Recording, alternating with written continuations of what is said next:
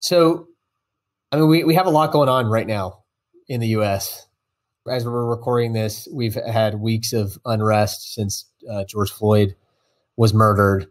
And I'm just wondering if what your thoughts are on everything that's going on, and both as, I guess, with your human rights hat on, your philanthropic hat, and also as an entrepreneur and investor, like, where's your head at with everything? I don't have to say this, but I will anyway, because to me, it's so clear. Like when I watched that video, it made me sick. I mean, it literally really upset me. The flip side of that is I'm also upset at seeing destruction and mayhem in the country and seeing people's livelihoods and actually lives being taken by protesters. You won't find a stronger proponent of peaceful protest than me. Like, I don't care what the issue is. That this is one of the things that HRF is really clear about, is that if you can't peacefully assemble and get your ideas out, then it's not an open society, and open societies need to have that.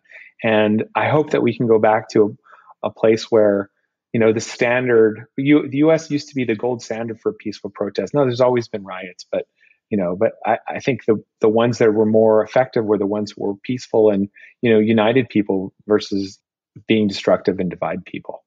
It's definitely a tricky topic because there's definitely a mobilization online of some groups that are not related to the cause that are wreaking, Without a doubt. I suspect, I don't know, I don't have the data, but I suspect that's actually the majority. And then I think there's also another subset of folks, whatever their background is, that's just taking advantage of the situation. But I think something that I've been encouraged by, and I've seen lots of videos of protesters, snatching spray cans out of people's hands and being like, what are you doing?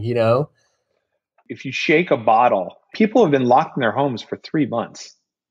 And then this awful, awful thing happens. And then, of course, that bottle is going to explode in a way that it wouldn't have if you just opened it up. So I'm just saying that I hope that we can go back to a more unifying protest where people are peacefully protesting, like it's guaranteed in the First Amendment. That's our right as Americans. It's the most important thing, to go to our government and have the government address our grievances peacefully. There is no more important right.